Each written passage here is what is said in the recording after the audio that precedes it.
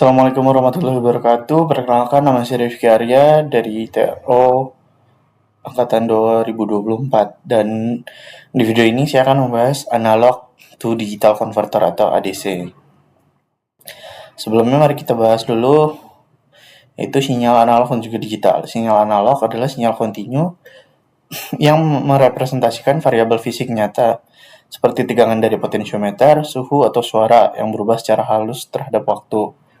Lalu sinyal digital adalah representasi angka diskrit 0 dan 1 yang dapat diproses oleh mikrokontroler seperti ESP32 dan STM32 untuk perhitungan logika. Selanjutnya, proses konversi ADC, sampling, dan quantization. ADC bekerja dengan mengambil cuplikan sinyal analog pada interval tertentu atau sampling dengan memetakan level tegangan tersebut ke nilai numerik terdekat atau quantization. Proses ini memungkinkan komputer memahami input fisik yang kita berikan melalui sensor atau alat kontrol. Lalu kemudian ada resolusi ADC. Resolusi ADC adalah 12 bit, yang berarti ADC dapat membagi rentang tegangan input menjadi 12 bagian. Ini menghasilkan nilai digital dari 0 hingga 4095. Semakin tinggi resolusi, semakin halus dan akurat pembacaan yang dihasilkan oleh mikrokontroler.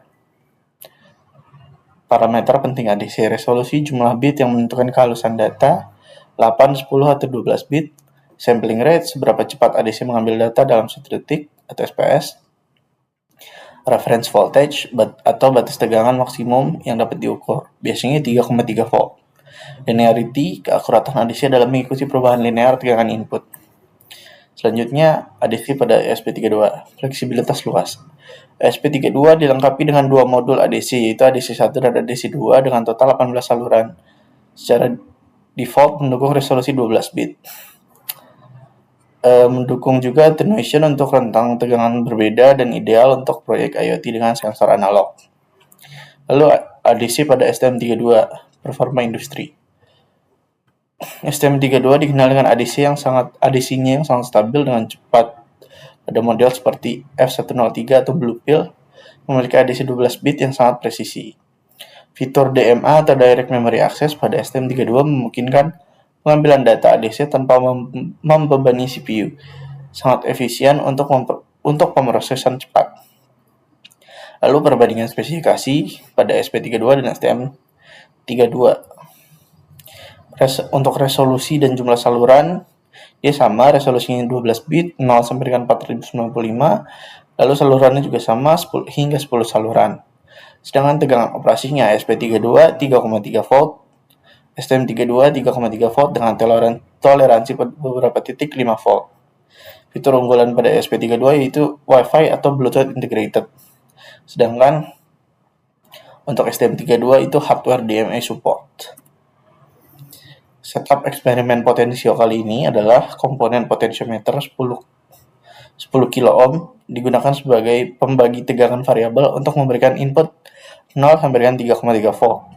Wiringnya, kaki tekan potensio dihubungkan ke pin ADC, GPIO 34 pada ESP32 ataupun PA0 pada STM32. Lalu inputnya, program membaca tegangan analog dengan mengubahnya menjadi angka yang ditampilkan di serial monitor. Terima kasih. Selanjutnya akan ada video penjelasan saat praktikum. Oke, di sini selanjutnya saya akan menjelaskan untuk source code yang digunakan pada ESP32 dengan potensio saja. Nah, di sini untuk baris yang pertama, ini merupakan library yang digunakan. Kemudian pada baris ketiga, ini akan menentukan pin potentiometer di GPIO 34. Kemudian pada baris 5 ini merupakan fungsi setup yang dimana merupakan fungsi awal saat ESP32-nya ini dinyalakan. Kemudian pada baris ke-6 ini merupakan konfigurasi untuk mengaktifkan komunikasi serial. Kemudian pada baris 7 merupakan delay-nya. Kemudian pada baris 8 di sini akan menampilkan judul program. Kemudian pada baris 10 itu akan mengatur resolusi ADC 12 bit. Kemudian pada baris 13 itu masuk ke dalam fungsi loop yang dimana pada bagian ini program akan dijalankan secara berulang. Nah, di sini pada baris ke-14 yaitu merupakan fungsi untuk membaca nilai potensio. Terus lalu kemudian pada baris 17 yaitu mengubah nilai ke persen. Kemudian pada baris ke-20 variabel untuk menyimpan level. Nah, di sini pada baris 21 yaitu di sini fungsinya itu nilai kecil itu sama dengan rendah. Kemudian pada baris 22 yaitu nilai sedang, maka dia sama dengan sedang. Lalu pada baris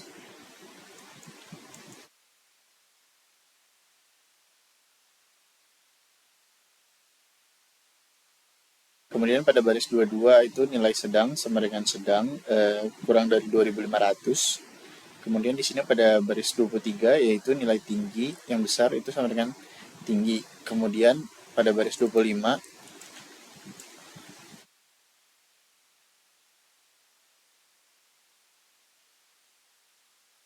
kemudian pada baris 25 ini merupakan fungsi untuk menampilkan nilai persen dan level ke serial monitor. Dan baris selanjutnya itu baris 27 yaitu untuk memberi jeda sebesar 200 milisecond sebelum loop berulang lagi. Oke, jadi seperti itu untuk yang ESP32 hanya dengan potensio. Selanjutnya di sini saya akan menjelaskan untuk source code yang digunakan yaitu pada ESP32 main.cpp. Di sini untuk baris pertama ini merupakan library yang digunakan. Kemudian pada baris ketiga sampai baris keempat ini merupakan fungsi untuk menentukan pin LDR dan juga pin LED-nya. Kemudian kita masuk ke bagian setup. Nah, di sini ini merupakan fungsi yang akan dijalankan saat memulai program. Di sini pada baris 7 serial begin ini akan mengaktifkan komunikasi serial. Lalu di sini ada delay-nya yaitu akan memberi jeda agar serialnya siap. Kemudian pada baris 9 akan menampilkan judul program. Lalu pada baris 11 dan 12 ini dia akan mengatur pin LED sebagai output. Lalu akan mengatur resolusi ADC menjadi 12 bit. Kita langsung masuk ke bagian selanjutnya yaitu bagian looping. Bagian loopnya di sini yaitu merupakan fungsi yang berjalan secara berulang-ulang terus-menerus. Nah, pada baris ke-16 ini dia akan membaca nilai cahaya dari si LDR-nya. Lalu pada baris 17 yaitu akan mengubah nilai LDR menjadi cerahan LED. Kemudian pada baris selanjutnya yaitu pada baris 19 ini di sini akan mengecek library dari ESP32-nya, kemudian akan mengatur PWM LED dan juga akan mengatur terangnya LED sesuai dengan nilai PWM. Pada baris selanjutnya itu baris 22 sampai dengan 24. Pada baris ini sebagai alternatif PWM untuk versi lamanya. Kita masuk ke baris selanjutnya yaitu baris 26. Ini merupakan variabel untuk status cahaya. Kemudian pada baris selanjutnya itu baris 27 yaitu akan menentukan kondisi. Kemudian pada baris selanjutnya yaitu baris 27 yaitu akan menentukan kondisi gelapnya. Kemudian pada baris 28 akan menentukan kondisi redupnya. Lalu pada baris 29 ini dia akan menentukan kondisi yang normalnya. Kemudian pada baris 30 ini akan menentukan kondisi terangnya. Lalu pada baris selanjutnya yaitu baris 32 di sini akan menampilkan nilai LDR, kemudian kondisi LED. Di sini selanjutnya pada baris 32 di sini selanjutnya pada baris 33 ini merupakan delay yaitu jeda sebesar 200 milisecond sebelum loopnya itu berulang.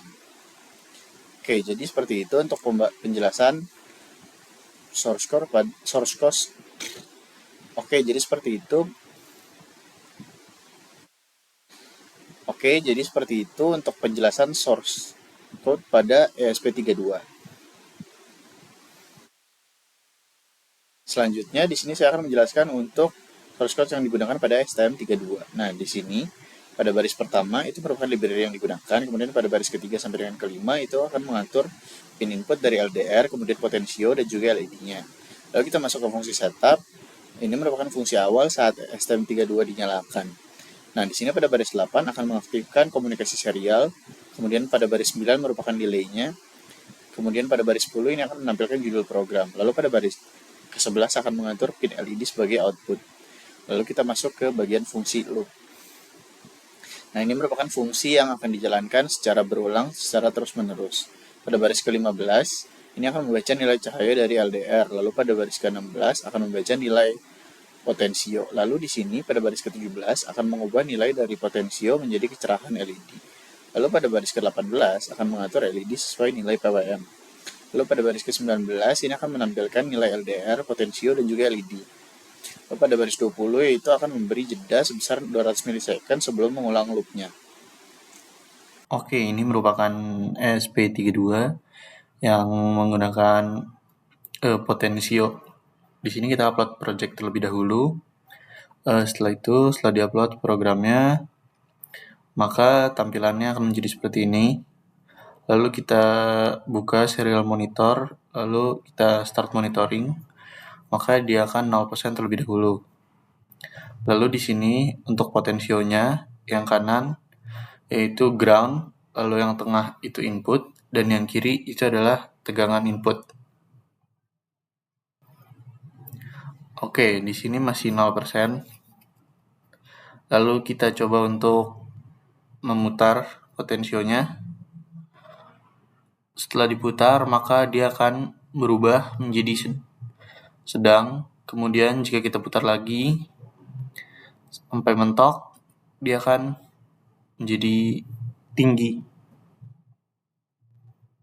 mencapai 100%.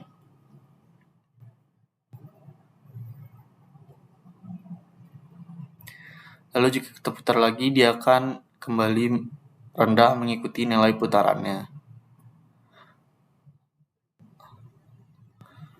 Lalu selanjutnya ESP32 dengan potensio dan juga LDR. Di sini kita upload dulu, setelah itu maka tampilannya akan menjadi seperti ini. Lalu kita buka serial monitor, lalu start monitoring. Maka dia masih 0% dan rendah dan juga gelap. Di sini kita coba untuk memberikan cahaya pada LDR.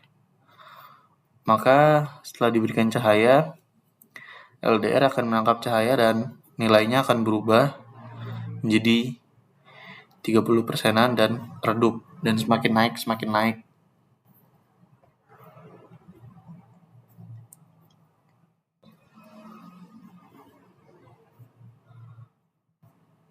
Oke, dia akan menjadi semakin naik ketika diberikan cahaya.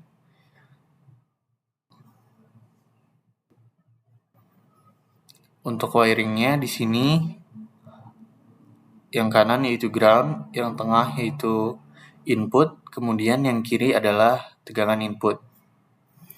Nah, ini kita menggunakan LDR. Kemudian di sini untuk selanjutnya yaitu ini ground. Lalu yang ini kita hubungkan ke pin D35 dan potensionya D34.